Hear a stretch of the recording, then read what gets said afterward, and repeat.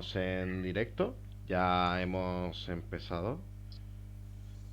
Vale, de acuerdo. Y ahora voy a hacer una pequeña intervención, ¿vale? Que es para darlos a conocer también un poquito. Buenas tardes. Hoy encendíamos la chispa dando comienzo con otros debates de juventud del ciclo de debates que hemos inaugurado este año con motivo de celebrar el 50 aniversario. Y hoy en concreto vamos a abordar la cuestión de la crisis, que hace apenas un año decíamos que los jóvenes éramos la generación de las dos crisis. Una crisis económica que ha empobrecido al 90% de la población y una crisis sanitaria y social donde todo apunta a que la factura la vamos a pagar las clases populares. Para abordar este tema contamos con las siguientes invitadas. Alessandro de Rebeldía, muy buenas tardes. Alessandro. Buenas tardes. Buenas tardes. Otilia y Emilia, que también son de Rebeldía, muy buenas tardes a las dos. Buenas tardes. Tenemos, Hola, ta- Tenemos también a Miguel de la Asociación Ex Migrantes Jubilados de Alicante. Muy buenas, Miguel. Oh, perdón, creo que... Ay, perdón, me he equivocado, perdón. Tenemos a Rubén del Partido Castellano, de la Comunera. Buenas tardes. A Pedro de Intersindical de Castilla-La Mancha. Hola, buenas tardes. Y también tenemos a Jordi, de Unificación Comunista de España. Buenas tardes. buenas tardes. Bien, vamos a hacer en las siguientes rondas de preguntas que son sencillas, que las vamos a que es la que, claro, tiene que ver con el tema. El primer bloque que vamos a hablar es de educación. Y la pregunta es, empezamos con Otilia, ¿vale? Y después lo seguiremos diciendo a quién responde también la pregunta, ¿vale? La primera pregunta es, ¿cómo valoráis el estado de la situación educativa en la actualidad? Otilia, empezamos contigo. Yo sinceramente pienso que por una parte se ha mejorado, pero por otra yo creo que se tendría que mejorar también. Porque sinceramente en la situación educativa creo que se le debería de dar más prioridad a los trabajos y no a los exámenes, porque sinceramente los exámenes al fin y al cabo tú tienes que memorizarlos y eso va a corto plazo. Sin embargo, creo que se tendría que hacer una evaluación continua, darle más prioridad al compañerismo y educar a la generación en valores y que no se nos tenga tan descartado a la gente estudiante, sinceramente. En la situación educativa, creo que tendría que bajar los ratios, porque así de dicho modo hay una mayor facilidad para la adaptación de las distintas capacidades en el alumnado. Generar un ambiente más inclusivo, sinceramente. Vale. Miguel, seguimos contigo, que la misma pregunta. Si quieres te la repito. Perdón. Es la costumbre, perdón. Son errores de principiante, perdona. Rubén, contigo. ¿Cómo valoras el estado de la situación educativa en la actualidad? Yo creo que, bueno, está evolucionando positivamente. Aún quedan todavía muchas cosas por hacer. Y si, por ejemplo, nos centramos en el nivel de educación obligatoria, que sería primaria, infantil y secundaria, eh, sí que se ha cambiado ahora con esta nueva ley que entra en vigor, que parece que se quiten las calificaciones y eso ayuda a que se quite el fracaso un poco, que a veces no se valora a los alumnos tal como por sus competencias y se intenta un poco ir por ahí, que junto al Plan Bolonia, que busca ver si se responden a ciertas competencias, pues si los alumnos pueden responder y no hacer una calificación numérica, que a veces eso puede frustrar a los alumnos y hacer que no puedan desarrollarse y disfrutar de esta etapa educativa. Y comparto las ideas de rebeldía sobre que hay que aumentar los trabajos, sobre todo porque es donde se ve. Aquellos que yo estoy en la universidad y me doy cuenta que lo que hago en los trabajos se me queda mucho mejor que al final lo que me estudio para un examen. Y los ratios es necesario, hay que invertir mucho más en la educación pública porque no podemos tener clases con tantos alumnos por profesor y por aula porque la educación queda frustrada y no se produce espléndidamente y no consigue que llegue a todos los alumnos de la mejor forma. Y con esto también de la falta de educación hay que decir que, en palabras de muchos sociólogos, están hablando de que se está dando bien desde los poderes públicos a un clasismo y racismo dentro de la juventud. Porque la desinversión pública y la inversión a educación privada y concertada, por ejemplo, como está en Madrid ahora mismo, que ha anunciado el Partido Popular, está llevando a que muchas clases medias vean saturadas a sus hijos en las aulas y se vean empujados a ir a educación concertada y privada porque se lo pueden permitir. Muchas clases bajas no pueden. ¿Qué encontramos en las clases bajas? Encontramos a minorías y encontramos a las personas con menos recursos. Y al final estamos haciendo que una gran parte de la sociedad no tenga constancia de ello.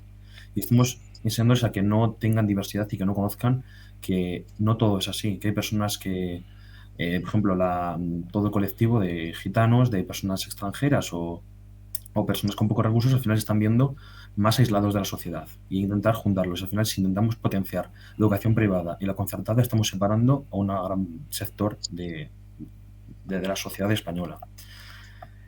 Y eso es un poco, en principio, un poco como vemos. Está evolucionando, pero aún quedan todavía muchos cambios que iremos comentando a lo largo del debate. Vale. Pero continuamos contigo. Sí, buenas. Bueno, pues cuando se pregunta por la educación en general, se puede hacer un análisis macro o micro. En la parte micro, pues están las cosas que ha comentado Tilia, que me parecen muy interesantes. Yo que soy docente, es un debate que tenemos recurrentemente los profesores, de cuál es la mejor forma de llegar al alumnado, la forma más justa de evaluar, de calificar y sobre todo de que aprendan. Porque con un sistema educativo no tenemos que olvidarnos que el objetivo final es que el alumnado aprenda y que el alumnado salga mejor cuando salga de ese sistema educativo. Pero yo sí que me gustaría hacer un poco, a lo mejor por la edad que tengo, que soy mayor que vosotros, un enfoque un poco más macro, ¿vale? Cuando estudias los sistemas económicos, el sistema educativo de nuestro país, pues cuando haces un repaso ves que venimos de un sitio muy lejano, y es que hace 40 años el principal problema que teníamos era el analfabetismo. Éramos un país donde un 20% a principios de los 80, a finales de los 70, era analfabeto. Y eso es un problema muy grande. Aquello supuso en los años 80 pues tener que hacer una inversión económica que no se había hecho durante el franquismo, donde directamente solo estudiaban quien tenía una clase muy pequeña, una clase económica pudiente muy pequeñita, y se intentó democratizar la enseñanza. Aquello supuso que en el año 85 se establecía una ley que, como comenta Rubén, es el origen de todos los problemas que tenemos ahora, donde se financiaban centros privados prácticamente sin ningún tipo de control en lo que se ha llamado los centros concertados, que son centros privados a los que les damos parte de nuestro dinero para que hagan en ellos aquellas cosas. Están muy lejos de la inspección educativa.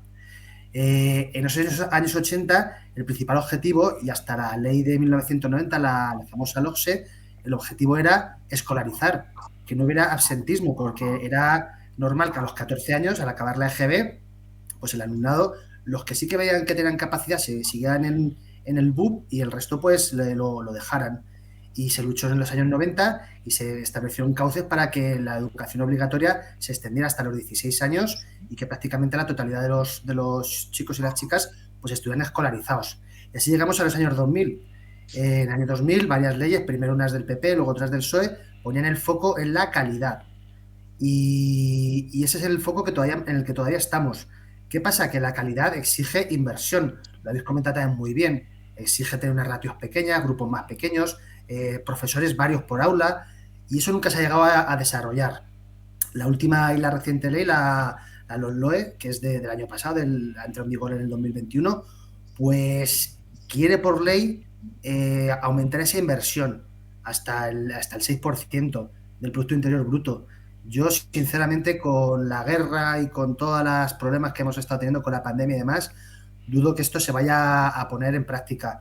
Y entonces, bueno, pues seguiremos con un sistema educativo que, si lo comparamos con hace unas décadas, evidentemente es bueno, pero a nivel micro, pues quizás no se consigan todas las expectativas que tenemos tanto los profesores como posiblemente vosotros, que acabáis de salir de la universidad o estáis todavía en ella, y bueno, pues arrastremos problemas durante muchas décadas que nos hagan estar en nuestro entorno europeo muy por detrás del resto de los países, sobre todo por eso, por la falta de financiación, y porque además cuando se aumenta mucho más siempre a la red privada que a la red pública, que para mí es la clave para tener un sistema, una sociedad diversa, y una sociedad donde todo el mundo pueda progresar de acuerdo a sus capacidades y a sus méritos.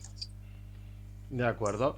Tenemos también a un último invitado, que es Miguel, de la Asociación de Exmigrantes Jubilados de Alicante. Bienvenido. Estábamos con la primera pregunta que nos gustaría que también nos respondieras, que es sobre la educación.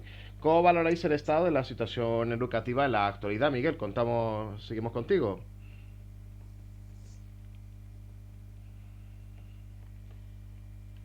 Está silenciado, Miguel. Vale, vale. Pues si no puedes responder ahora, pues Jordi, contigo.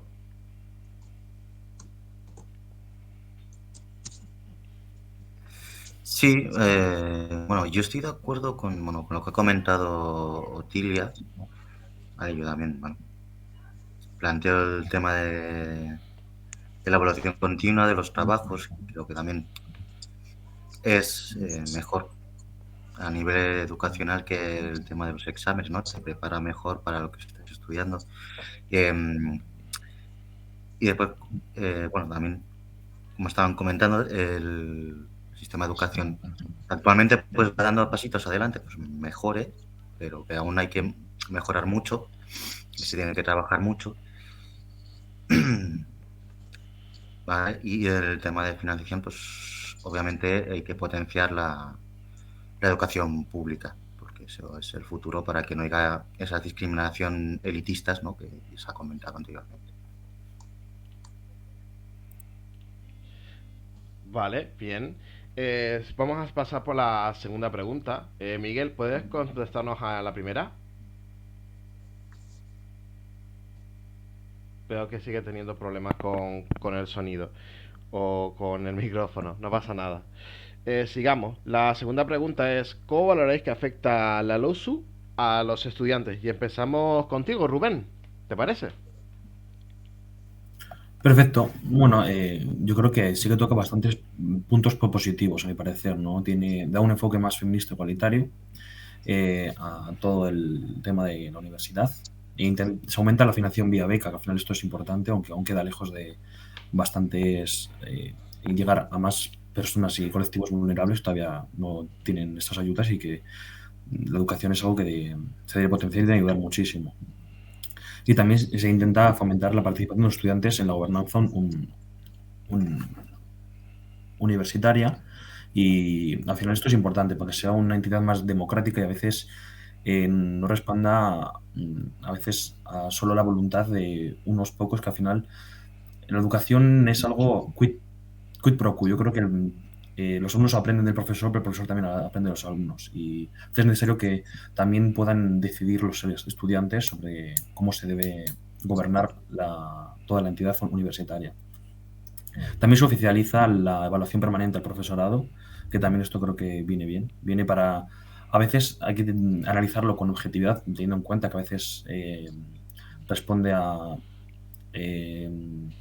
una voluntad subjetiva, ¿no? A veces que cae en subjetividad de los alumnos de me has suspendido, voy a hacerte una mala valoración. Entonces, verlo en general un poco para que el profesor pueda cambiar y pueda implementar nuevos sistemas educativos o cambiar las críticas que le puedan hacer. Se intenta desprecarizar un poco el sector universitario. El profesorado universitario es un sector muy precario y parece que se intentan aumentar las plazas, intentan mejorar la situación de los interinos y todo esto, pero al final yo creo que hay un problema clave que no se trata, y es a veces intentar separar, aunque no sea del todo, la investigación de la docencia, porque a veces hay falta de vocación porque se está obligando a investigadores a que impartan clases, y muchas veces ellos lo que quieren es investigar, y lo que se les da bien y lo que les gusta es investigar. Saben mucho, pero no quieren dar clase. Entonces, muchas veces esa enseñanza que imparten no es de tan buena calidad y el alumno lo siente, y el alumno al final no puede disfrutar de ese grado que está estudiando. Y muchas veces coincide que el investigador y el docente a la vez pueden esto. A veces también a los profesores que quieren enseñar se les está obligando a investigar. Yo creo que hay que separarlo un poco y comentar mucho. También a través de esta ley se acerca, bueno, como ha comentado compañeros, aumenta el porcentaje de financiación a la educación. Y lo que ha dicho, es decir, es como un paso positivo, pero aún estamos lejos. Es decir, nos acercamos a la media europea de porcentaje de PIB que destinamos a educación, pero eso no quita que que aún queden cosas para hacer. Podemos estar a la cabeza en financiación de la educación. Y también yo creo que también, así como otra de las cosas que igual falta, es tocar las TICs, las tecnologías de la información y la comunicación. Muchas veces no se utiliza y a veces esto un poco es lo que desliga a veces el mundo universitario del mundo laboral. En el mundo laboral cada vez la realidad nos está diciendo que se utilizan más las TICs y programas como Excel o otros programas para poder utilizar, y los alumnos no están llegando a la información con esa tecnología, entonces salen sin una preparación tecnológica que yo creo que es necesaria para poder trabajar, y entonces eso está un poco ligado al paro juvenil muchas veces. Y ya por último, también sobre intentar implementar la actualización de los profesores. Muchas veces tenemos profesores que llevan muchos años impartiendo la asignatura y no se actualizan, no se están. Hay que intentar implementar una coordinación con los mundos industriales o laborales o empresariales en la universidad. En las privadas ocurre mucho, pero en la pública estamos muy lejos y muchas veces no se está implementando a la empresa, que es lo que se demanda, no está participando en las materias que se han impartido. Y creo que esto es muy necesario porque al final aleja al alumnado del objetivo que es estudiar, que es poder trabajar de ese grado que le gusta y que está estudiando. Y eso sería un poco todo. Vale, pues Pedro, ¿seguimos contigo? Sí, yo aquí en este punto voy a ser muy breve porque, bueno, mi sindicato, el STE y los STEs en general, pertenecemos al sector educativo no universitario. Bien es cierto que tenemos representantes del sector universitario, tanto PAS como profesorado, pero a mí no me gusta hablar de lo que no conozco. Entonces, las últimas novedades legislativas en el ámbito universitario, pues yo no las he leído. Lo que sí, escuchando a Rubén, creo que son los mismos problemas de cuando yo estuve por primera vez en la universidad. Estuve por el año 96, empecé a hacer mi primera carrera y actualmente estoy matriculado otra vez en la UNED haciendo un máster y veo que los problemas se repiten, lo que ha dicho Rubén, el problema de desligar docencia e investigación, que hay profesores que se dedican más a la investigación y la docencia se olvidan de ella. El problema de la endogamia. A principios del año 2000, yo recuerdo ir a manifestaciones y hacer huelgas por la famosa LOU que hubo cuando se implantaba el Plan Bolonia, porque aquella ley nos la vendieron como que era la panacea para luchar contra la endogamia, con profesores que estaban en la universidad y de la universidad daban el salto en el mismo departamento donde estudiaban a ser profesor y de ahí no se movían. Bueno, pues yo creo que esos problemas no se han solucionado, siguen estando ahí. Y lo que sí que ha cambiado es un poco la metodología. Hay un cambio abismal de cuando yo estudié en clases masivas de 100 personas a las que hay ahora, donde yo he tenido aquí clases que había casi igual profesores que alumnos a distancia en el máster en el que estaba. Pero todo eso sin olvidarnos del gran problema, y es el coste inmenso para el alumnado para poder acceder a la formación universitaria. Yo en su época lo hice gracias a las becas y ahora que trabajo y que tengo mi nómina, me cuesta matricularme en la universidad porque es carísima. Sí, igual de cara que entonces. Entonces eso, pues sabemos a quién le perjudica, evidentemente, a la clase trabajadora que tiene menos recursos, y yo, sin conocer en profundidad las nuevas leyes educativas, lo que sí que os puedo decir es eso, que los grandes problemas siguen estando ahí o no han desaparecido. Vale, pues seguimos contigo, Otilia. Sí, vale. Pues yo sinceramente, que cómo valoro cómo afecta al OSU, pues yo le doy la razón a Pedro y al compañero Rubén, porque sinceramente, la verdad, el tema de las becas, pues es verdad que las becas estaban aumentando, pero sin embargo, también como ha mencionado anteriormente Rubén, creo que se le debería de dar más prioridad a las TIC, sinceramente, porque claro, como hemos visto en la cuarentena, la verdad que ha sido complicado porque al no tener una alta preparación con el uso de las TIC, porque en primaria no se nos ha enseñado, sinceramente, no se nos ha enseñado a dar un alto uso de las TIC, pues también ha sido como complicado. Entonces, creo que también se debería dar más uso de las TIC para modernizar también, la verdad. Mm,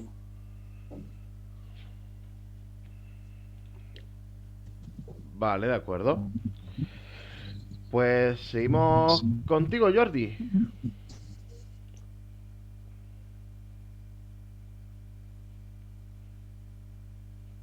Sí, vale. Bueno, yo en líneas generales estoy de acuerdo con lo que han comentado los compañeros, ¿vale? Porque, bueno, como ha dicho, pues la LOSU pues, nos da mayores facilidades al acceso a la educación superior, aunque, como ha dicho, pues eso limita eso, que haya esa temporalidad y que no haya profesores asociados, o tanta presencia de profesores asociados. Y eso, bueno, son cambios que son pequeñitos, pero que son buenos, pero no solucionan pues, las reivindicaciones que había, como que la primera matrícula sea gratuita, como se ha dicho, no hay mejora en las becas y también pues reduce lo que es la representación estudiantil en los órganos decisorios. Entonces, en ese aspecto estoy de acuerdo con los compañeros y yo profundaría también en estos problemas. ¿Vale? Que, bueno, al fin de cuentas estos son problemas y exigencias que vienen por el tema de las ayudas que nos está dando por el tema del COVID, que son cosas que para tener acceso a estas ayudas del COVID pues nos imponen estas medidas que afectan de forma como se está viendo y está manifestado en la educación, por ejemplo, en este caso, que estamos particularmente hablando de esto. Vale. Pues como nosotros hemos visto, ¿no? En cuanto al tema, hemos valorado la LOSU, ¿no? Y ahora vamos a valorar la LCU, para decirlo así, por si acaso. Y empezamos contigo, Pedro. Sí, disculpar, la LCV, ¿me puedes decir a qué corresponden esas siglas? Sí, era una de las leyes. Ahora mismo estoy Ley un de poco. convivencia universitaria. Sí, Ley ¿qué de Pues, convivencia universitaria.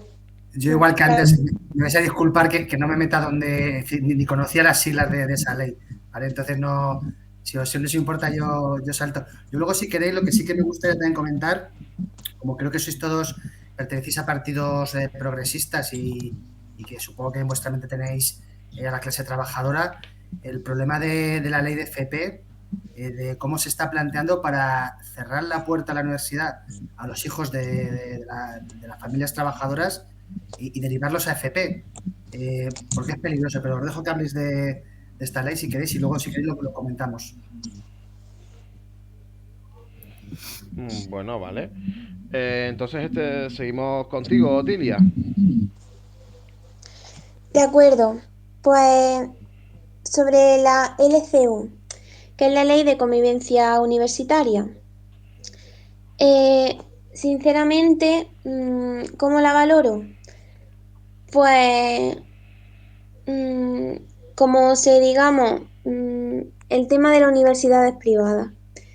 Creo que sinceramente debería de haber más convivencia en la aula. Luego, el tema de la privatización, obviamente yo no estoy a favor de que se privatice, pero lo que sí estoy a favor en cuanto al tema de la LCU, debería de haber un clima más inclusivo, generar un clima más inclusivo en el que, digamos, se le inculque más valor al alumnado y que también la juventud no se nos valorice más a la juventud, la verdad, sinceramente. Que no tampoco dejen a la clase trabajadora de lado y que haya más igualdad en la aula, sinceramente. Vale. Rubén, seguimos contigo. Vale, sobre esta ley, yo creo que bueno, hay que decir una cosa positiva de ella, sobre todo, que es que deroga parte de lo que queda del ordenamiento jurídico franquista.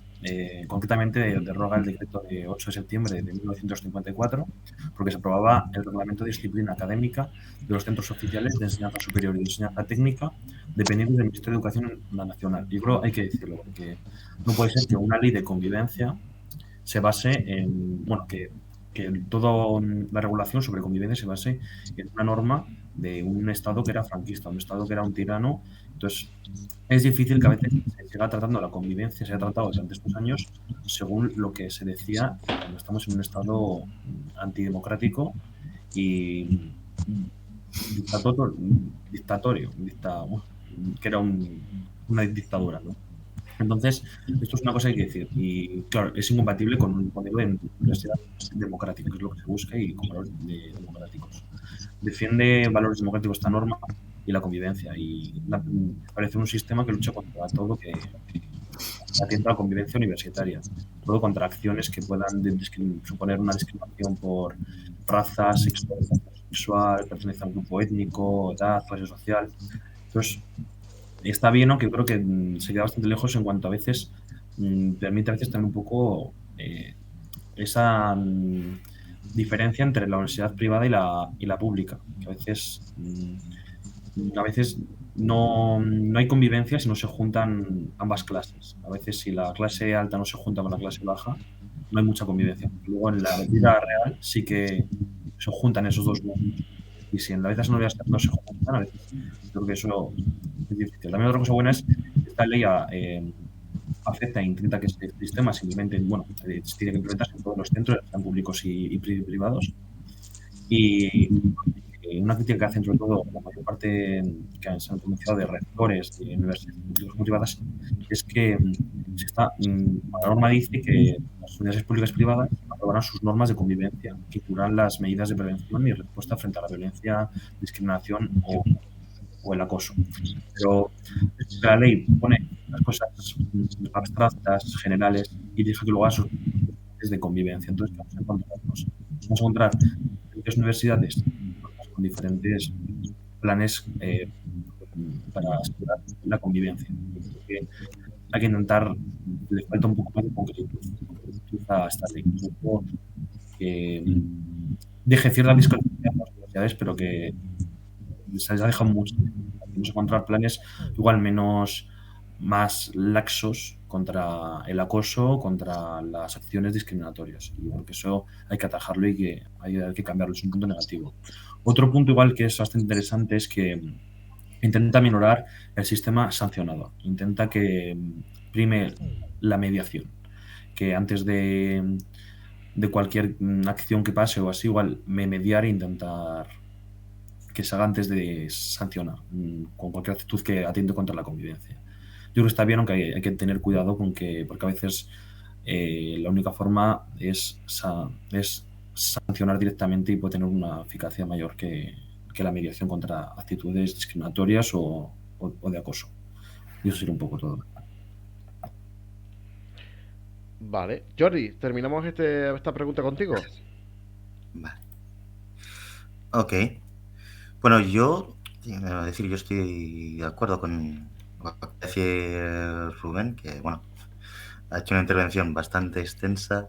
Yo voy a ser mucho más breve, ¿vale? Porque a fin de cuentas estoy bastante de acuerdo con lo que acaba de desarrollar, ¿vale?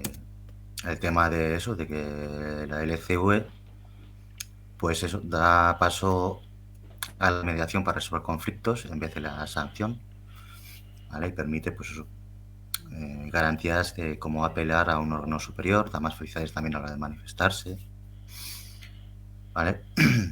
Y como decía también, es un avance porque deroga la legislación franquista que había antes, pero que, bueno, pues no termina de responder todas estas necesidades que se tiene, pero bueno, es un avance importante y eso recoge una parte importante de las reivindicaciones históricas, ¿no?, de las asociaciones estudiantiles. Pero como os he estado diciendo, pues no permite ese desarrollo de un marco común, ¿no?, como se ha comentado, ¿no?, lo que da pues eso, que cada universidad haga su reglamento, ¿vale? Entonces eso, como quien dice, iría un poco en contra o sería como un paso atrás a lo que se estaba planteando inicialmente, ¿no? Entonces tiene esa contradicción la LCU. Pero bueno, salvo estas cosas que quería puntualizar, yo estoy de acuerdo con la intervención. Vale, de acuerdo. Vamos a ir cerrando este bloque con la pregunta de ¿qué alternativa consideráis necesaria para atajar los problemas de la comunidad educativa? Y podríamos empezar contigo, Rubén. Perfecto, pues bueno, voy a hacer recopilación un poco de todo lo que hemos comentado. Sobre todo el punto principal es mayor inversión pública en la educación, pero solo en la pública, nada de invertir dinero en la educación concertada y privada. Es decir, en su momento era necesario porque no había capacidad para hacer centros públicos, pero estamos hablando de que ahora mismo sí que la tenemos y que no hay necesidad de que haya centros privados que imparten la docencia, sobre todo que se le financia desde lo público. Entonces hay que cortar de ahí y hay que intentar hacer, como he comentado antes, ¿no? El problema es de que se empuja la clase media a la concertada por el problema de la saturación y porque les interesa a los poderes públicos. No, hay que intentar que convivan personas de las clases bajas, clases medias y clases altas. Sobre todo para que las clases altas tengan constancia de que existen las clases bajas y se acuerden. Porque como no existe la meritocracia en este estado, por lo menos cuando lleguen al poder, estas personas tengan en cuenta con las personas con las que se han relacionado durante su etapa de la enseñanza.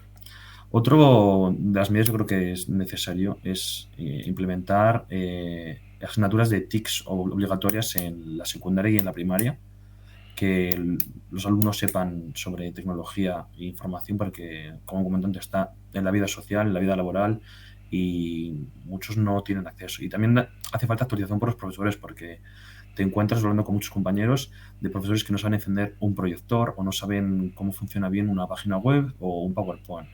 Y al final, si el profesor está desactualizado, ¿cómo va a estar preparada esa juventud para el mercado laboral? A veces encontramos eso, que está más preparado el alumnado contra las TICs que el profesorado. Entonces, hace falta las dos y que no lo aprendan automáticamente, sino que también tengan directrices desde la educación para aprender. Otra de las cosas que igual hace falta son asignaturas sobre primeros auxilios o cursos que se imparten sobre inteligencia emocional o educación sexual, porque no puede ser que los chavales, los alumnos, aprendan todo sobre el mundo sexual, la diversidad y las relaciones eh, amorosas, podemos decirlo, por ejemplo, a través de la pornografía, sobre todo. Creo que es necesario que no sea solo un curso de una vez que vienen los de Cruz Roja a dar una charla al instituto, sino que sea una asignatura en la que enseñe a los alumnos cómo son las relaciones tóxicas, que hay que intentar prevenirlas, o todo sobre educación sexual y así. Y también economía, porque economía se enfoca mucho a las ciencias sociales y sí, a ciencias sociales sobre todo. Y las personas de ciencias muchas veces no tienen nociones básicas sobre economía. Y yo creo que esto es una cosa que tenemos que tener todos acceso y saber sobre ello.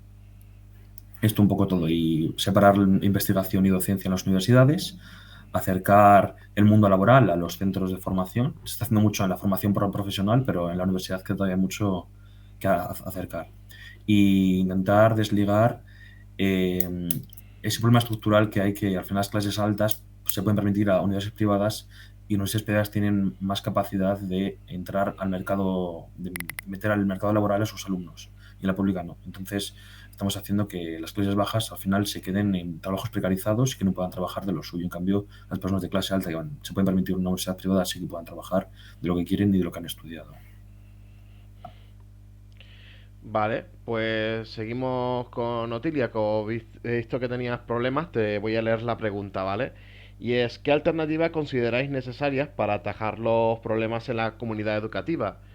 Otilia, ¿estamos contigo? Mm, Veo que tiene problemas técnicos. Pues Pedro. Sí, bueno, quizás lo primero habría que definir cuáles son esos problemas y si esos problemas los comparte toda la comunidad educativa, porque yo creo que no. Comparto todo lo que ha dicho Rubén. Empezamos por la financiación y por la financiación de lo público. Lo privado, pues mira, vivimos en un estado libre donde si tú quieres poner un centro privado, allá tú y tú verás qué alumnado llevas. Entonces yo, por ejemplo, que pertenezco al Consejo Escolar de Castilla-La Mancha, veo que hay una lucha en la comunidad, de forma que no somos una comunidad.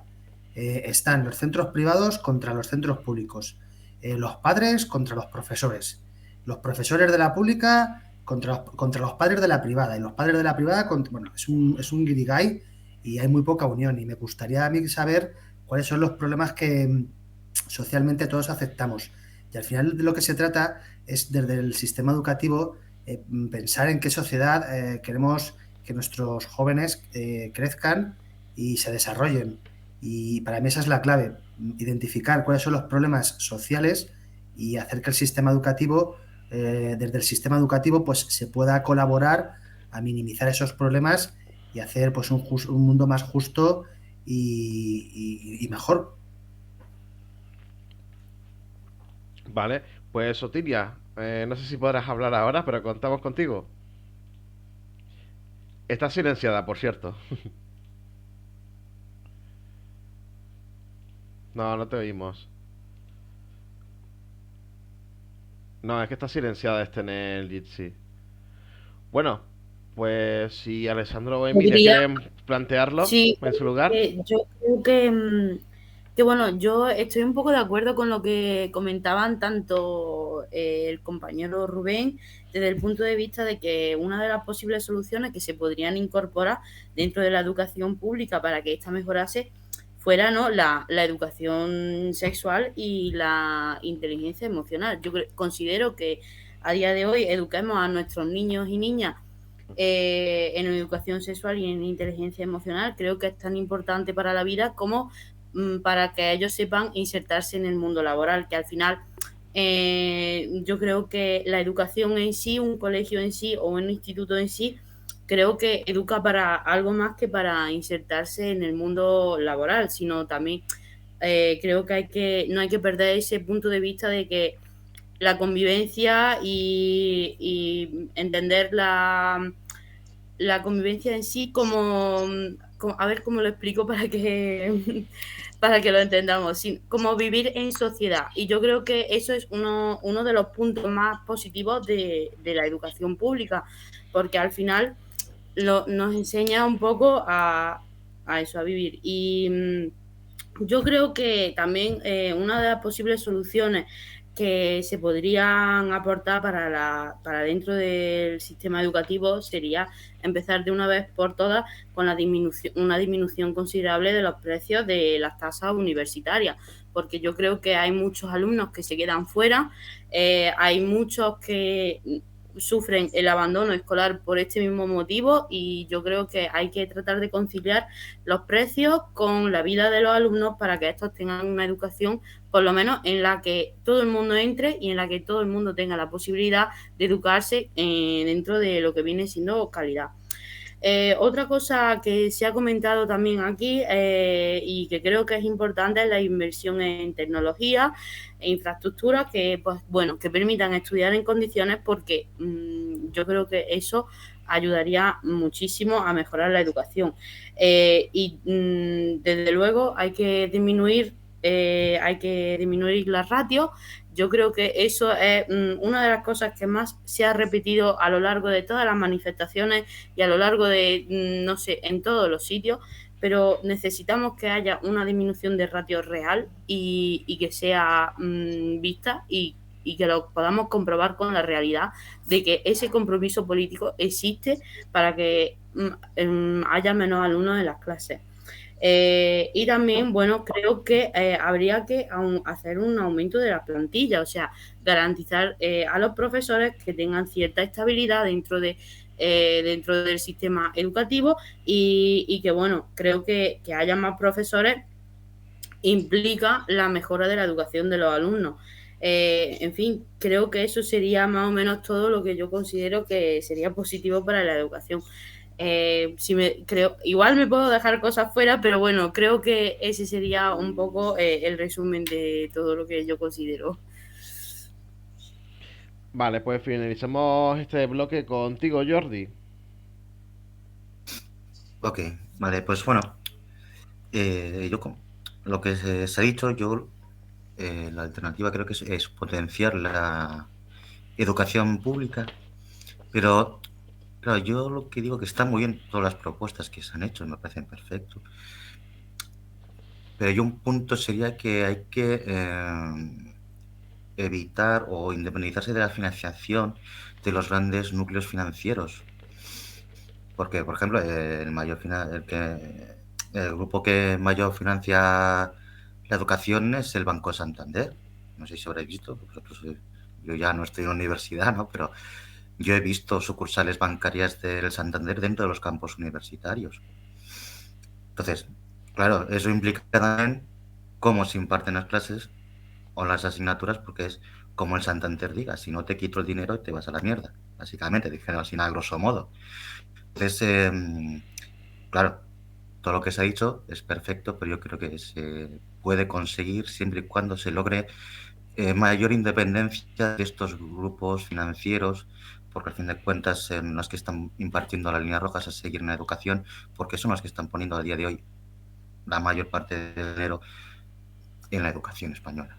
Entonces, para conseguir una educación pública de calidad, yo el punto o el blanco principal lo pondría en este punto, en conseguir una independencia financiera que no dependa de los grandes bancos financieros.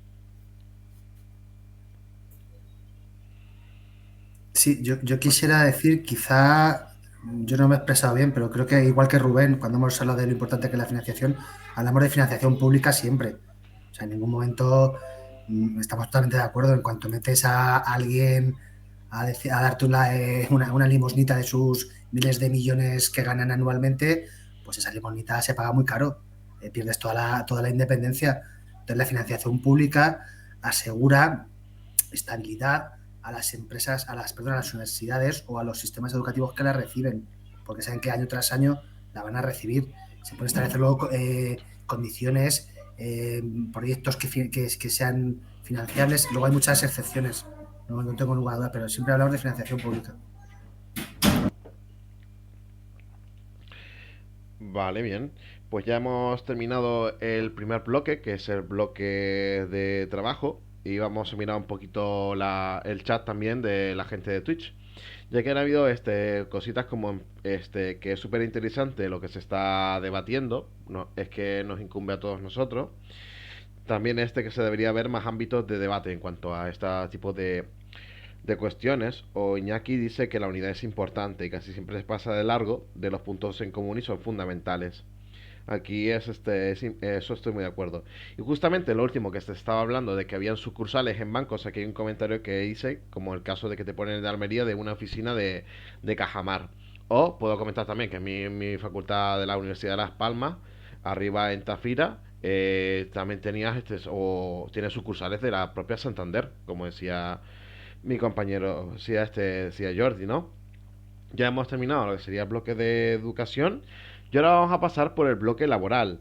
Empezamos el año con cambios de la reforma laboral que ya teníamos en el 2012, como con el gobierno del Partido Popular. ¿Consideráis que esta reforma que pone a los jóvenes en mejores condiciones para incorporarse en el mercado laboral? Y empezamos contigo, Alessandro. Bueno, muchas gracias. Para empezar, bueno, las consecuencias de esta reforma laboral se han empezado a notar al poco ya de aprobarla. Ya en el primer trimestre de este año ya ha habido un descenso del paro de más de 1 millón de trabajadores en comparación con el año anterior, que es histórico, un 21%. Y, y en ese caso, al final, las medidas que funcionan o que ayudan a todos los trabajadores también, por ende, acaban beneficiando a los más jóvenes. Al final, las personas jóvenes son las más precarizadas, las que suelen tener los contratos temporales y esta reforma laboral, de hecho, elimina el contrato de obra y servicio, que era el que normalmente solían tener todos los jóvenes, que les precarizaba, que les tenía teniendo de un contrato para otro y al final, con la eliminación de este tipo de contratos y la obligatoriedad casi de tener un contrato ya indefinido, fijo, o fijo discontinuo, pues eso ayuda a que los trabajadores en general y las personas jóvenes en particular mejoren sus condiciones de vida. También aparte, bueno, hago un repaso de un poco de la reforma. También aparte les da derecho a a los trabajadores y a la negociación que tiene, eliminando la ultraactividad de los convenios colectivos. O sea, ya una vez que se termine, que caduque el convenio, ya no deja de surtir efectos, sino que sigue surtiendo efectos hasta que se negocie el siguiente. Entonces, al final, todo el poder de negociación que tengan los trabajadores acaba repercutiendo también, lo dicho, en lo particular que son los estudiantes, las personas jóvenes. Vale, pues seguimos contigo, Rubén. Pues que mejoren las posibilidades de acceso a laboral a los jóvenes, yo creo que no. Ha tenido respuesta, lo que me ha dicho compañero, se ha visto efectos positivos, pero que afectan a todo el mundo laboral. Yo creo que faltan medidas específicas para que mejoren el acceso laboral a los jóvenes.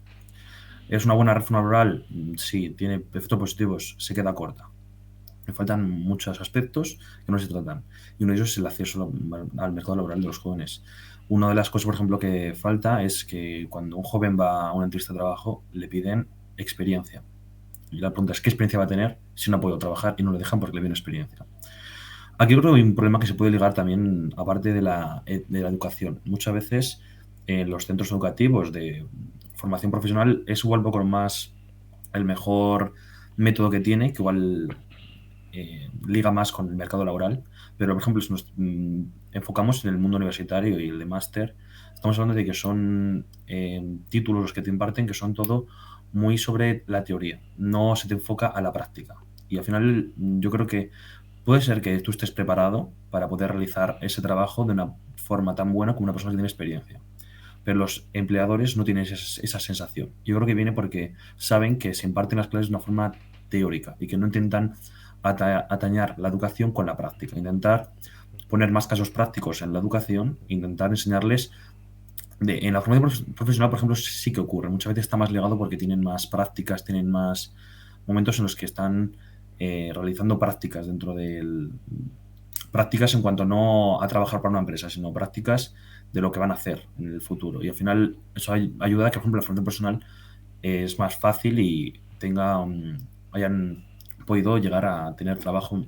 Hay porcentajes de entrada al mercado laboral mucho más altos que los que hay en las universidades. Entonces yo creo que falta eso, de intentar meter la práctica en la docencia. Y luego, por ejemplo, medidas que tenemos un paro que es un problema estructural, pero que se puede apañar con una forma que se hizo hace muchos años, de 1919, que es reducir la jornada laboral.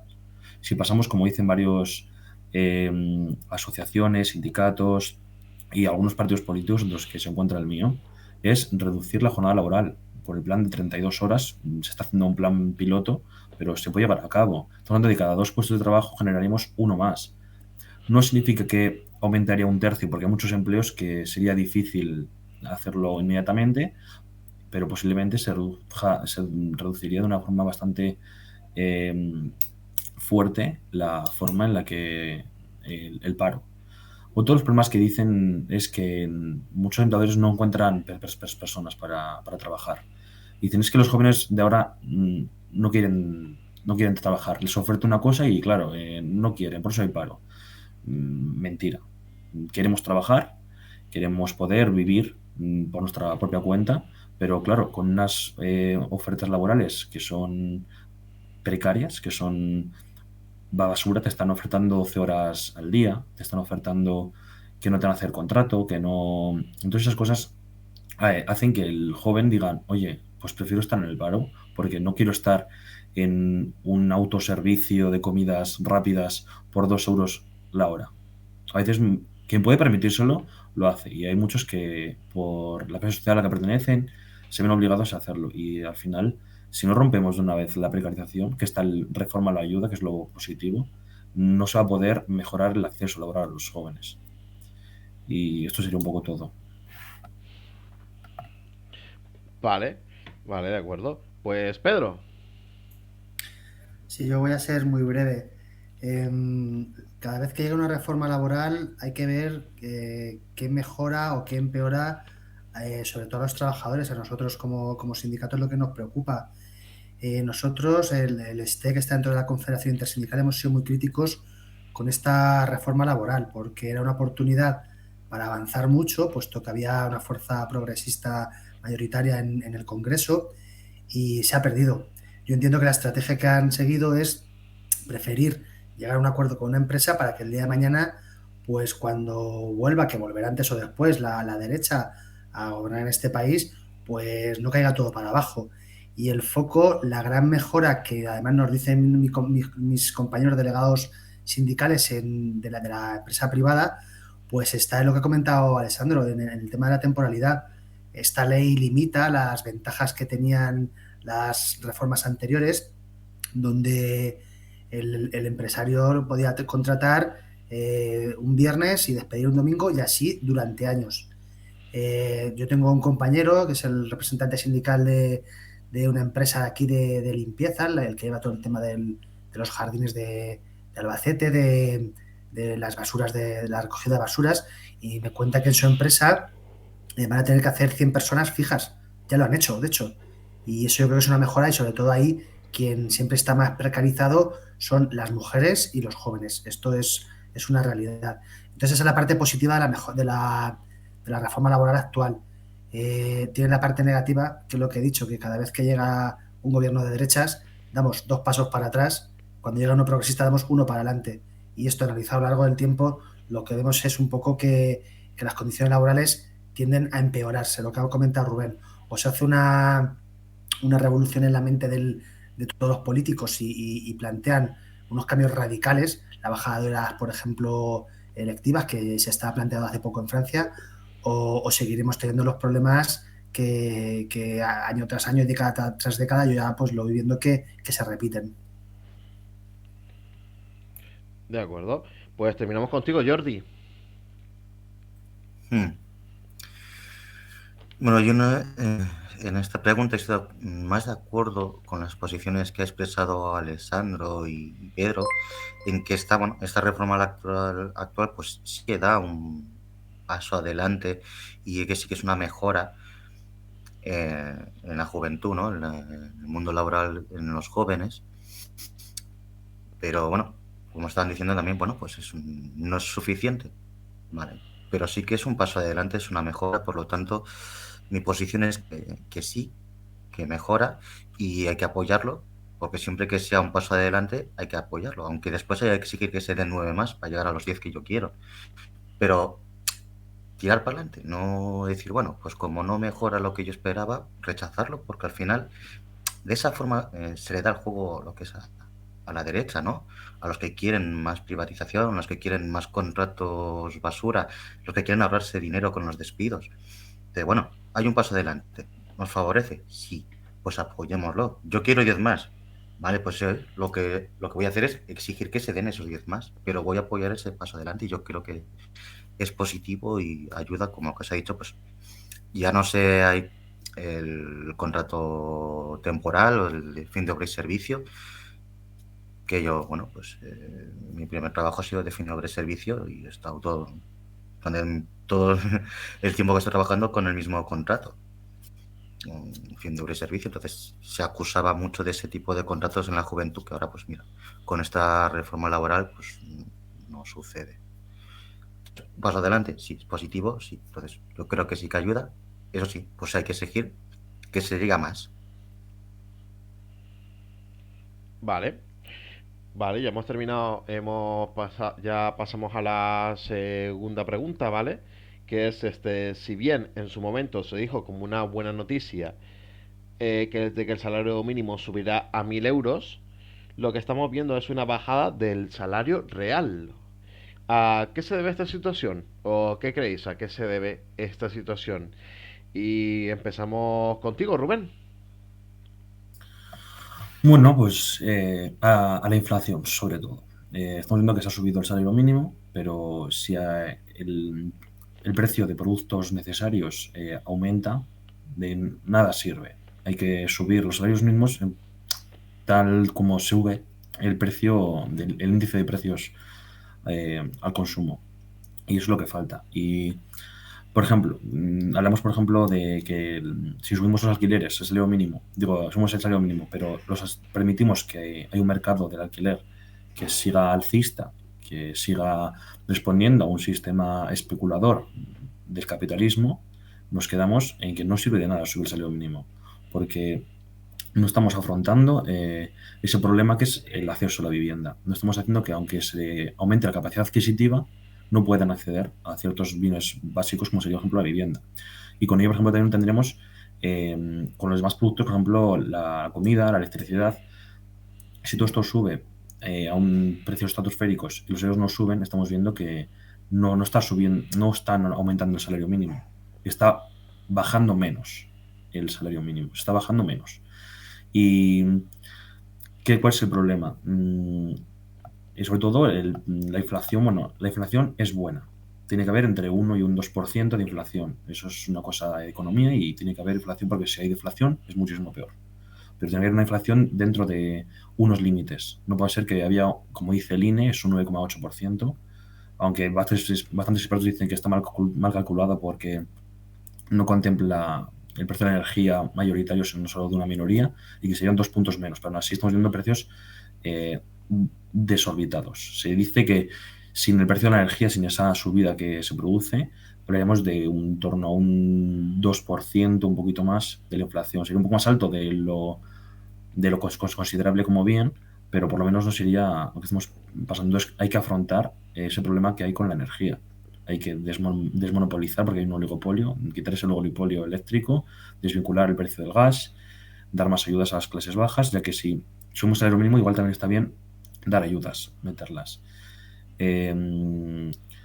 Luego también hay un comportamiento abusivo que se ha visto, sobre todo con el paro patronal de los transportes, que es que muchos supermercados han aprovechado ese paro patronal para hacer parecer que había desabastecimiento de los productos, mientras sí que tenían en los almacenes, para poder implementar una subida de los precios. Y supermercados como Mercadona, por ejemplo, es lo que lo ha hecho. Muchos trabajadores lo han denunciado pues están vendiendo que no hay leche, pero tenemos leche en el almacén. Lo que pasa es que nos mandan que saquemos poco a poco, porque parece que hay poco. La gente consuma más y podamos meter una subida de precio porque hay poco.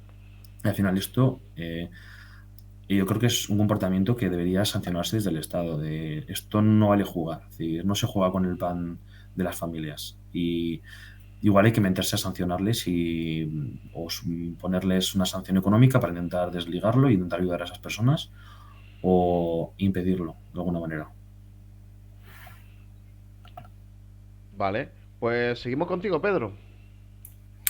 Sí, yo creo que el número de 1.000 euros se ha quedado corto ya, por lo que está comentando Rubén. Nadie esperaba hace unos meses esta inflación brutal y se ha quedado corto. Entonces aquí la pregunta es, ¿hay que apoyar una subida? ¿De cuánto? Si hay que apoyarla, ¿tiene que ser negociado con los empresarios? Esas son las preguntas quizá que nos tendríamos que hacer. Nosotros en la Confederación Intersindical y en Intersindical de Castilla-La Mancha, claro, pues evidentemente apostamos porque las clases más desfavorecidas pues refuercen su poder adquisitivo. Y claro que estamos a favor. La cantidad, bueno, pues la cantidad nos lo va marcando el día a día. Desde luego para mí 1.000 euros yo creo ya que se ha quedado escaso. Tenemos que tener muy claro que esta cantidad repercute nuevamente, como he comentado antes, en las mujeres y en los jóvenes, que son los que tienen los salarios que están ajustados a ese salario mínimo y otros salarios que están por encima y bueno, pues estupendo. Cuando se negocia con la patronal, yo siempre me fijo mucho en la reacción que tiene el jefe de los empresarios. Cuando él está de acuerdo con esa subida, creo que nos hemos quedado cortos. Así de claro, cuando ellos están contentos con las negociaciones que hacen con los sindicatos, que solo son con 2 básicamente, porque al resto nos ignoran, yo siempre recelo mucho de que se haya hecho bien esa negociación. Entonces, ahí están los economistas que tienen que estudiar. Hay muchísimos economistas que cada vez nos dicen que las líneas económicas que se han defendido de forma global pues no eran las más óptimas. Había mucho miedo a subir el salario mínimo interprofesional y se ha visto pues que era justo, que era necesario y que no se ha caído la economía como nos amenazaban que iba a pasar. Entonces, bueno, yo espero que el gobierno, ahora que tenemos un gobierno progresista, siga en esa línea y que no se quede corto, que ya vendrán luego otros gobiernos donde se congelará y donde las diferencias serán más abismales. Y yo creo que además las leyes tienen que ir acompasadas unas de otras, ¿vale? Igual si se sube el salario mínimo interprofesional, quizá también sea interesante poner el foco en esa diferencia que hay entre las empresas y esa idea que alguna vez se ha puesto encima de la mesa de que la diferencia no sea 10 veces el sueldo del que más cobra sea hasta 10 veces el sueldo del que menos cobra, para que si quiere subirse el sueldo, esas personas que suelen ser además las que tienen el poder dentro de las empresas, pues se haga arrastrando también a los trabajadores de la empresa más precarizados. Vale, interesante. Alessandro, seguimos contigo. Vale. Sobre el salario mínimo interprofesional, actualmente no es la gran mayoría de trabajadores lo que lo perciben, pero si echamos cuenta los números, desde el 2019 que se hizo la primera subida esta grande, el salario mínimo interprofesional ha subido alrededor de un 31% y el IPC acumulado desde esa fecha alrededor de un 12%. Entonces, respecto a esto, sí que obviamente se debería hacer una subida del salario mínimo mucho más profunda, una subida mayor. Mm, el problema no es que la gente que del salario mínimo haya perdido poder adquisitivo, que también puede ser preocupante, sino además el resto de trabajadores que no tienen el salario mínimo, que no va subiendo respecto al gobierno, que sí que se puede ir estancando más, porque eso ya depende más bien de los convenios colectivos y de la negociación colectiva, de cómo pueden ser esos salarios.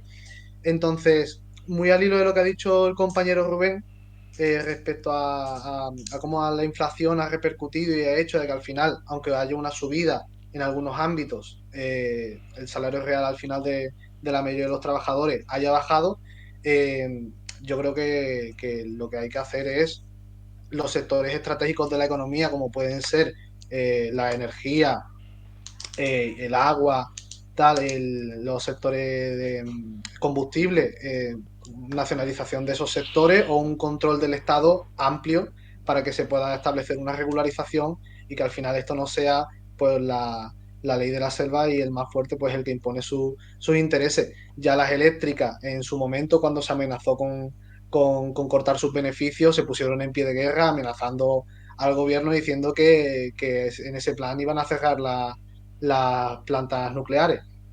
Entonces yo diría que esa sería la solución mejor que se podría realizar al respecto y poco más. Bueno, un apunte que ha dicho el compañero Pedro de la subida, sobre que si la patronal está de acuerdo con la subida, entonces no es una...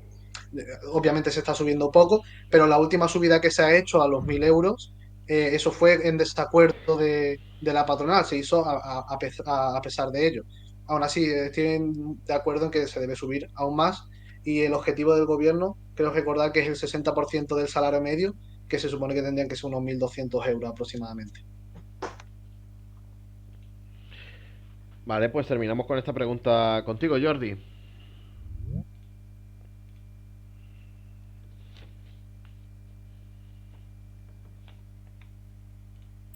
Ahora. Pues vale, bueno, yo creo que a lo que se debe esta bajada de poder adquisitivo que se tiene, aunque se haya subido el salario mínimo interprofesional, que se ha dicho de, bueno, pues la inflación, claro, la inflación. Pero detrás de esa inflación está pues la lucha de los monopolios y las grandes burguesías para que nosotros paguemos la factura de la crisis. Para que esta gente siga teniendo pues esas salvajadas de beneficios, lo que hacen es cargar esa factura pues a nuestras espaldas. Y eso es lo que hace que se suban los precios, suba todo, para que ellos puedan seguir teniendo pues, un montón de beneficios. Porque de hecho ellos no han perdido dinero. Dicen que tienen pérdidas, pero siguen teniendo ganancias millonarias. No sé, pero mucho, mucho dinero. Y ese es el problema. Y lo que hay de la inflación, pues, es eso. Esta crisis que se arrastra desde el 2010, pues nos la están cargando a la espalda nuestra, a costa de que nosotros paguemos más, a costa de que, bueno, pues tengamos más precariedad o incluso de que no lleguemos a pagar la cesta de la compra porque, bueno, pues está todo por las nubes. No la inflación en sí como algo etéreo, la inflación, ¿no? Bueno, ¿quién está detrás de la inflación? Pues están los grandes monopolios que, bueno, quieren seguir teniendo ese cacho de pastel que no se les haga más pequeño. Entonces, ¿quién tiene que pagar? Pues el pueblo. Quería hacer un breve apunte. Lo que comenta Alessandro de que en esta primera subida que se hizo de 2019, que al final se atajó mucho y aumentó más la subida del IPC, digo, la subida del salario que del IPC. Pero hay un problema que es que desde 2010 vamos, bueno, y desde antes vamos arrastrando una pérdida de capacidad adquisitiva muy grande. Tú has dicho que al final sería 1.200 lo ideal. Y quiero decir que lo que he dicho, que hablo sobre inflación y hay que tener cuidado. Tampoco podemos subir los salarios ahora mismo mucho porque entraremos en una espiral inflacionista. Tenemos que intentar atacar a las causas que han hecho que esa inflación sea tan alta, sin dejar de subir un cierto porcentaje del IPC al salario mínimo, como se ha hecho, que subió hasta 1.000 euros. Y eso es todo, este apunte. Vale, pues ya hemos terminado esta siguiente pregunta, la segunda, ¿no? Y ahora vamos a pasar a la última de este bloque, del ámbito laboral. Y es, ¿cómo valoráis que se haya ampliado los últimos 35 años como rango de valoración para cobrar la pensión? Y empezamos contigo, Pedro.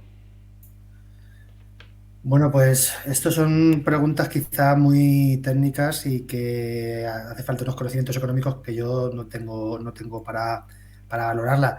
Lo que sí que creo que esto viene en la línea de las medidas que se están haciendo últimamente, puesto que tenemos un problema con las pensiones, y es que se dice que no son sostenibles. Eh, Se dice porque en su día se estableció que las pensiones debían de salir de los impuestos que nos quitan todos los trabajadores que en ese momento estamos cotizando. Pero a mí que me digan que eso no se puede cambiar, porque creo que no es cierto, se puede cambiar y hacer un modelo sostenible y un modelo justo. Eh, no entiendo por qué no se pueden utilizar otros impuestos, otras fuentes de financiación para mantener el sistema de pensiones. Como ese principio no se pone en duda, pues ¿qué pasa? Que cada vez que llega un ministro, en este caso del PSOE, y ve las cuentas y que no les cuadran, pues intentan hacer cualquier cosa que pase de forma disimulada para la población, para que no haya protestas, una medida que siempre, siempre, siempre sabemos a quién perjudica, y es a los que menos tienen, está claro. Entonces, bueno, yo entiendo que ahora mismo esta medida la han hecho porque ven que no es sostenible el actual modelo, pero lo que hay que dudar es de que ese modelo tenga que ser así, que se tenga que financiar con una parte del salario que nos quitan a los trabajadores. Hay otras fuentes de financiación y eso es lo que se tiene que establecer, porque si no lo vuelven a meter civilinamente otra reforma laboral, lo que va a pasar es que las pensiones más bajas van a ser siempre los trabajadores con salarios más bajos van a ser siempre los más perjudicados y tendrán pensiones más bajas. Y así tenderemos al sistema alemán, donde, siendo uno de los países más ricos, no de Europa, sino del mundo, pues te encuentras a gente con 70 años trabajando, porque con su pensión no puede vivir. Y ese es un poco, yo creo que el modelo al que estamos tendiendo aquí y que posiblemente lo veamos, tardaremos años, pero posiblemente dentro de 10 años veamos gente que se jubila y para completar su pensión pues tenga que seguir trabajando. Y eso pues es una pena. Como comentaba Rubén, hay muchísima gente joven deseando trabajar. Entonces hay que buscar un equilibrio donde los que viven ya cotizados 35 o 40 años, bueno, pues tengan una pensión digna que les permita hacer sus últimos años de su vida de forma digna, no tener que estar preocupados por llegar a fin de mes, que es muy triste, que ese es el final de nuestros abuelos y al que nosotros llegaremos algún día también. Vale. Alessandro, seguimos contigo. Vale, vamos, me escribo a las palabras del compañero Pedro, es preocupante porque al final lo que se está atendiendo, sobre todo con esta reforma que ha hecho el ministro Escrivá de las pensiones, es que al final se empuje a la gente a que use más el modelo privado en el que tenga una caja de ahorro y que vaya metiendo ahí su dinero para al final complementar su pensión. Este es el modelo que tendremos que intentar evitar a toda costa y que tenemos que aspirar al final a que el modelo de financiación de las pensiones sea completamente público y que los trabajadores no se tengan que preocupar ya de cara al fin de la jubilación, una vez que ya has trabajado tus 35 o 40 años, que puedas jubilarte sin ningún tipo de preocupación de qué es lo que pueda pasar. Entonces, en esa línea tenemos que asegurar las pensiones públicas y luchar contra estos sectores que quieren privatizarla y acabar con ella, usar, como decía Pedro, la bolsa, la bolsa austríaca, la mochila austríaca, ¿no? Creo que era el sistema que se quería poner. Entonces, en esa línea, totalmente de acuerdo. Vale. Pues seguimos contigo, Rubén. Bueno, nosotros entendemos que, bueno, está bien que se haya ampliado en los años que se tienen en cuenta, que no sean los últimos años, aunque me parece que es poco. Yo creo que la edad media, bueno, para jubilarse está entre 65 y 67 años, hablando que están considerando solo los últimos 35 años. Es decir, estás hablando de que desde los 18 hasta los 30 años no se te está teniendo en cuenta todo ese trabajo. Tú muchas veces durante esa etapa es cuando más trabajas y toca cotizar muchísimo más. Toca porque como te pagan menos, es cuando más tienes que trabajar y parece que no se tiene en cuenta el esfuerzo de todos los jóvenes. Y sobre todo porque si hay un problema estructural, porque los jóvenes son vulnerables en el mercado laboral, pero también son los mayores. Y tenemos muchos sectores en los que a partir de los 45 años se han quedado sin empleo y hasta la jubilación no han podido conseguir empleo o tienen mucho, mucho más difícil. Se está perdiendo toda esa capacidad que han tenido. Entonces se está perdiendo el esfuerzo y el trabajo que han tenido durante años pasados. Luego, hay quien dice que este sistema no es viable, ¿no? Que dice, no hay que ir a la mochila austríaca. Como dice, no vamos a hacerlo como en los países nórdicos. Le recomiendo ver a estos liberales que miren un vídeo de Eduardo Garzón, un espléndido economista, que explica que este sistema sí es viable. El problema es que no quiere que sea viable. Tenemos la forma en la que podemos inyectar las pensiones se paguen con otros ingresos, como ha comentado Pedro, que se podría haber hecho, por ejemplo, si no hubiéramos privatizado empresas públicas, se podría haber ligado parte de la financiación con los beneficios de empresas públicas que tendríamos, pero no se ha querido privatizarlas. También se paga con el salario de los jóvenes, bueno, de la clase trabajadora, ¿no? De la población en edad de trabajar, que trabaja y cotiza. Bueno, es que como la pirámide está dándose la vuelta, está inversa, dicen que no es viable. Bueno, tenemos un problema que es baja natalidad, pero podríamos tener un sistema que sí que fuera eficiente si no ahuyentamos la inmigración. La inmigración es joven, en edad de trabajar y que puede aportar mucho. Y estamos intentando ahuyentarla. Y desde la derecha que te venden la mochila austríaca porque sus amigos son los fondos de inversiones que hacen estas cajas de ahorro, te están diciendo que hagas eso, pero porque les viene a ellos interesante, pero no les interesa el plan de que vengan personas de fuera a trabajar, porque quieren trabajar y demográficamente España y que toda Europa necesita esa inmigración para que el sistema prospere y no es tan ineficaz este sistema, sino que se puede y nunca hay que olvidar que hay que actualizar las pensiones al IPC y que no son objeto de poder ser congelados por el gobierno. Vale. Y tenemos también otra opinión de un compañero que desafortunadamente no se ha podido sumar, ya que decía justamente en cuanto a lo que estamos hablando en el ámbito laboral, es que la reforma laboral fue un gran logro para los trabajadores, más que la reforma que hizo el PP, y era una vergüenza de antiobreros. Es lo que decía un compañero de uno de los invitados que no pudo conectarse, que era de intersindical. Seguimos contigo, Jordi, para cerrar este punto. Ok. A ver, yo estoy a favor cuando se dice que hay que, bueno, proteger las pensiones públicas, potenciarlas, obviamente. En cuanto a lo del tema que se amplían los 35 años, yo creo que siempre que sea ampliar es una forma también yo creo que al final de que se rebaje el poder adquisitivo de las pensiones, porque en los primeros años, aunque decía aquí el compañero que cuando más se cotiza, si cotiza, te aumentan la cotización, sí, pues el primer año, los 2 primeros años, y después no, pero bueno, cotizas de qué sueldo te están dando, ¿sabes? Entonces, bueno, realmente, tradicionalmente, con los años, tú los trabajos, pues, no tenías mejores sueldos, ¿no? Entonces, bueno, a lo que iba, que estas medidas en concreto, yo creo que va en contra de lo que estamos haciendo para que tengamos unas pensiones dignas. Y como decía aquí el compañero Pérez, sí dicen que las pensiones públicas son insostenibles, ¿no? Lo dicen, pero que eso no es verdad. La realidad es que sí que son sostenibles.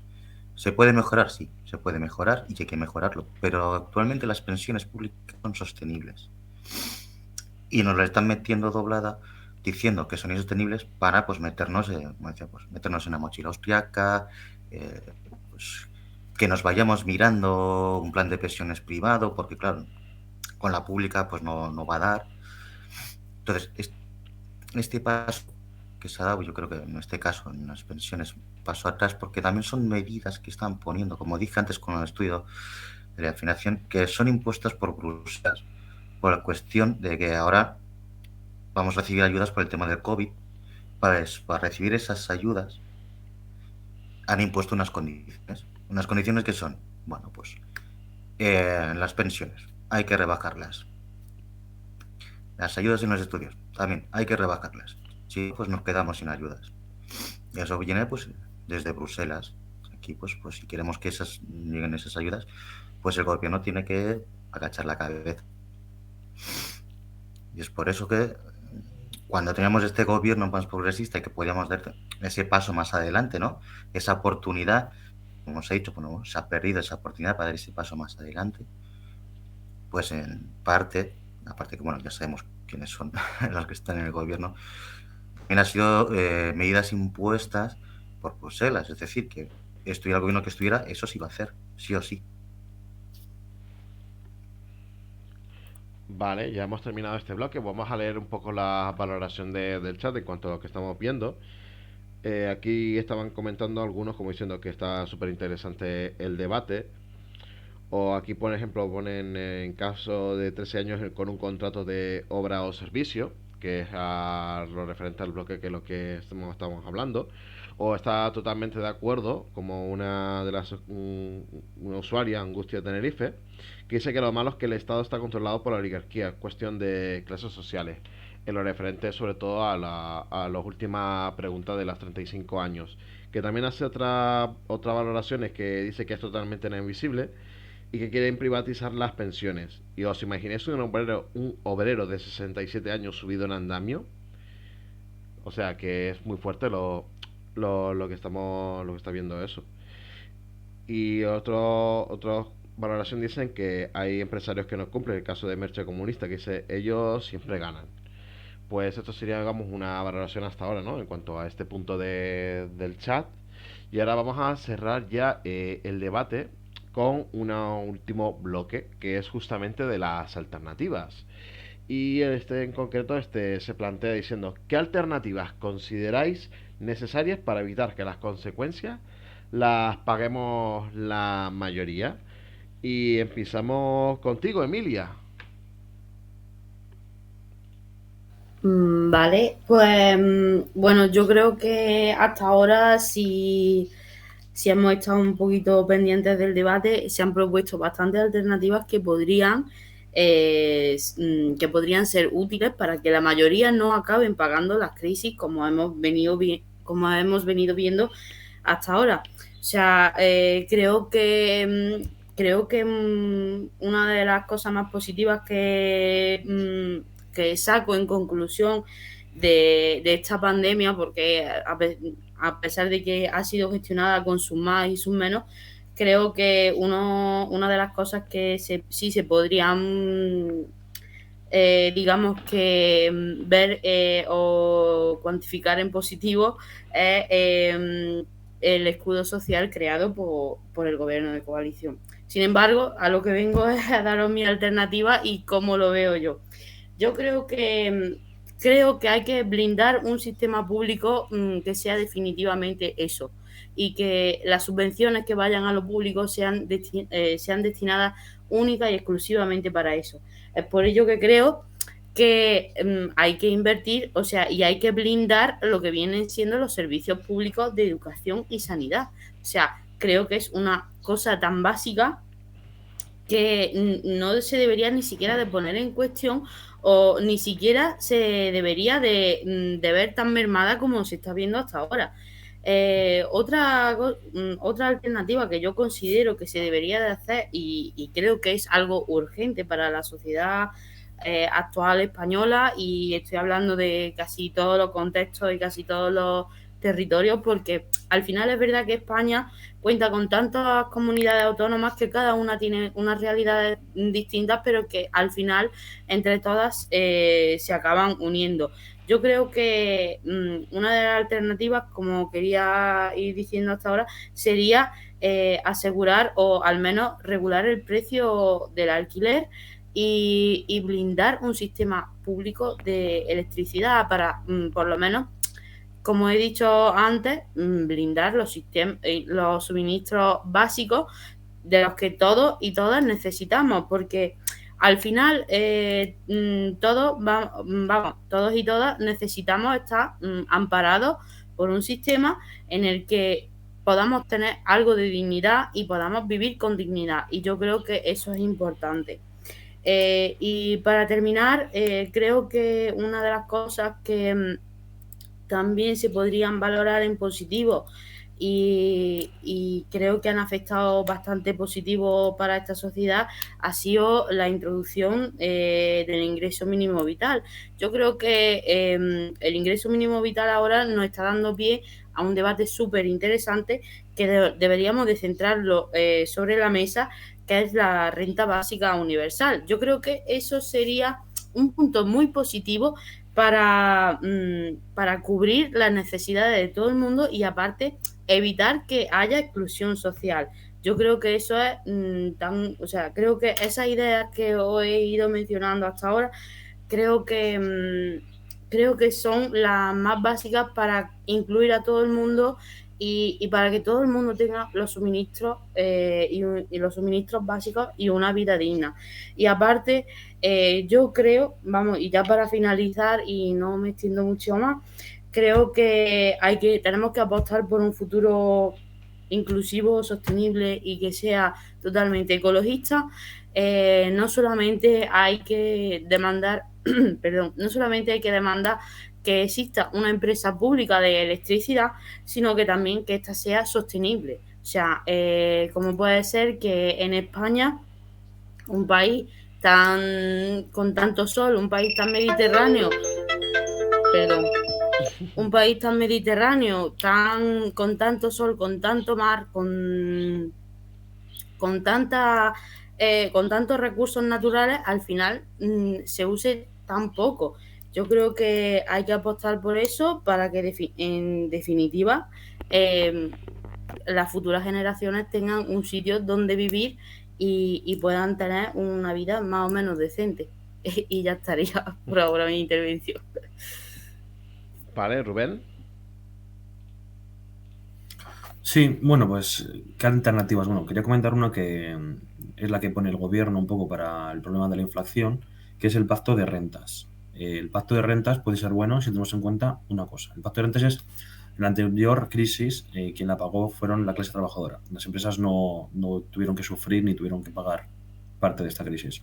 Ahora se pone como que la suframos los dos, pero el problema es que aunque la suframos ahora tanto la clase trabajadora como la clase empresarial va a recuperar esta pérdida, la clase trabajadora no.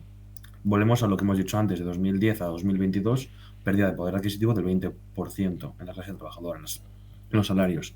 Los beneficios se han visto aumentados de las empresas. Se ve, por ejemplo, que las empresas no repartan dividendos en estos 2 años, por ejemplo, y que no se intenta aumentar tanto el salario de los trabajadores. Vale, hagamos esto. Pero si luego, porque claro, las empresas luego, esos dividendos que no reparten estos 2 años, se les dan en los 4 años siguientes, se les devuelve esa parte que han perdido.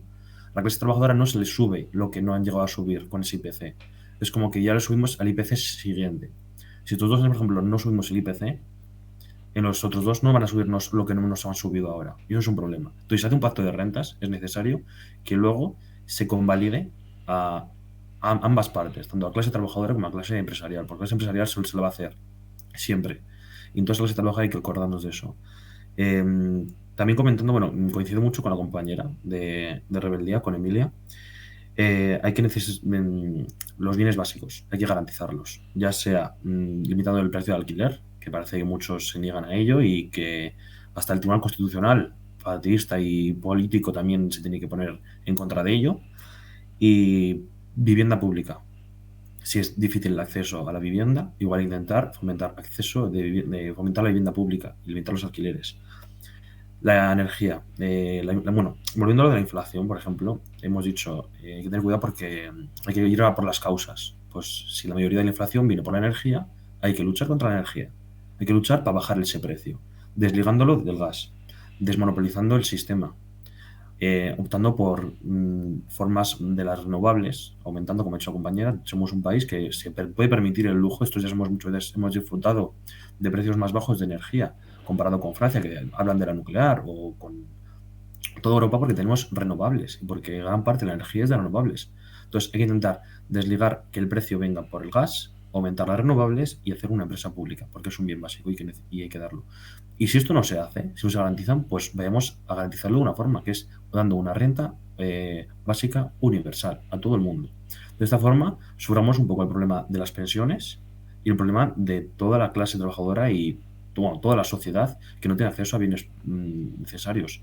Porque una persona que tenga salario mínimo no puede disfrutar de igual forma de la vida que lo hace una persona que un salario mucho más alto o que un empresario. Porque la clase trabajadora tiene que destinar parte de sus ingresos a bienes básicos, mientras que las otras partes ya lo tienen garantizados o no. Entonces, al final esas diferencias hay que clavarlas y la única forma es achacando con el impuesto de sucesiones y donaciones y aplicando rentas básicas universales y aumentando los impuestos a las rentas más altas. Y esto creo que son las alternativas que hay que hacer si queremos una sociedad más igualitaria, con igualdad de oportunidades y que tenga unos mínimos de calidad de vida. Muchas gracias. De acuerdo. Pues seguimos contigo, Pedro. Sí, yo voy a intentar ser muy breve. Bueno, pues yo haría 4 propuestas al respecto de lo que preguntabais. La primera creo que es apostar por los servicios públicos, por todos, sanidad, educación, cuidado, bienestar social. Creo que es fundamental, lo explica muy bien Emilia, no voy a extenderme más. El segundo problema es la lucha contra la corrupción, que es el principal problema que tienen todos estos servicios públicos. La corrupción se hace desde dentro de los servicios públicos. En ella colaboran alcaldes, presidentes de diputaciones, presidentes de las comunidades autónomas que son servidores públicos, no lo olvidemos, y también colaboran algunos funcionarios. Entonces yo creo que tiene que haber mucha más mano dura porque ahora estamos viendo lo que ha pasado mientras estamos todos en el confinamiento. Ahora nos estamos empezando a enterar y esperemos que haya suficientes trabajadores en la justicia y trabajadores en Hacienda que puedan investigar todo lo que está pasando, porque me temo a mí que el foco se está poniendo en Madrid, pero eso creo que se debe investigar en otros muchos sitios, porque aquí yo soy de Albacete y cuando estamos confinados ya se hablaba de quién se lo estaba llevando calentito. Y ese para mí es el gran problema. Hemos pasado unos años con la crisis en el que se hablaba menos de la corrupción, pero hace 10 años era el día a día en los medios de comunicación. Entonces creo que volvemos al mismo problema. Es un problema recurrente en nuestra sociedad, no se acaba. Las comisiones pueden ser legales, pero a mí me parecen inmorales y detestables lo que estamos escuchando, y ahí tenemos que poner el foco, sobre todo las fuerzas de izquierdas, porque siempre se llevan ese dinero los mismos, así de claro. Luego la tercera cosa que creo que tenemos que poner encima de la mesa son propuestas realistas. Rubén ha comentado muchas y tienen que ser realistas, porque de lo contrario le estamos dando voz y fuerza a la extrema derecha, que se está cogiendo a veces nuestras ideas distorsionadas y las exagera y se convierten en ideas populistas que utilizan en nuestra contra y están creciendo, y es un problema que vamos a más. Lo que ha pasado en Castilla y León va a pasar en Castilla-La Mancha, va a pasar en otros sitios y ojalá nunca no llegue a pasar, pero me temo que también podría pasar en el gobierno del Estado. Y por último, una cosa que ya es a nivel individual de cada una de las personas, que es el tema de la participación. Los jóvenes tenéis que participar, me encanta que estéis aquí ahora cada uno en vuestro ámbito, en vuestros partidos políticos, en vuestras organizaciones, en lo que sea, es necesario participar. Los problemas no se resuelven de forma individual, sino de forma colectiva. Yo os pido generosidad cuando estéis en vuestras organizaciones y veis cosas que nos gustan. Yo ahora mismo soy el portavoz de un sindicato y veo cosas que no me gustan del sindicato, las intento cambiar, hay veces que no se pueden, pero esa es la vía, la colectividad. a nivel individual es imposible cambiar las cosas e intentar concienciar a los que no participan, que son la inmensa mayoría. Es triste, pero es así. Ese es para mí el gran problema que tenemos ahora mismo en la sociedad, que todos nos quejamos, pero cuando te exigen un ratito, un tiempo de dedicación, pues no se hace. Y es creo que el principal problema, y hay que también pues hay que darle la enhorabuena a todas esas mentalidades liberales que han pretendido precisamente cargarse esa unión se hizo en la dictadura, evidentemente ilegalizando todo lo que no era a favor de la dictadura, y ahora muy civilinamente se ha ido metiendo en la cabeza para que tendamos más al individualismo de cada uno de nosotros que a la colectividad. Y para mí eso me parece que es un gran lastre que tenemos en esta sociedad. De acuerdo. Jordi.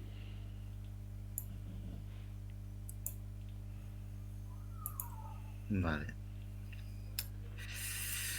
A ver, pues yo lo que creo que, bueno, pues para las medidas o alternativas, aunque bueno, se han dicho muchas cosas y las cuales estoy de acuerdo con mucho de lo que se ha dicho, pero al fin de cuentas a lo que voy es que lo que aquí hacen falta, pues lo que nosotros decimos, políticas de redistribución de la riqueza, ¿vale? Que se distribuyen pues, los costes de la crisis haciendo que se carguen la mayor parte de estas en quien más tiene, ¿vale? Es decir, atreverse a poner un tope y techo de forma real y que sea definitiva pues a los carburantes, al gas o la electricidad, poner coto pues a los abusos de la banca o imponer una reforma fiscal que sea verdaderamente progresiva, es decir, que suba los impuestos a los grandes monopolios, ¿vale? Que sean medidas que protejan pues a la inmensa mayoría de la población, ¿vale? Bueno, que estos costes repercutan a aquellos que tienen pues más y que ya tienen pues esas abultadísimas cuentas de beneficios, ¿no? Como los gigantes del IBEX 35. Porque si no se toma este camino por muchas pequeñas medidas paliativas y progresistas que se tomen, pues no se impedirá la degradación de las condiciones de vida de la mayoría de la población.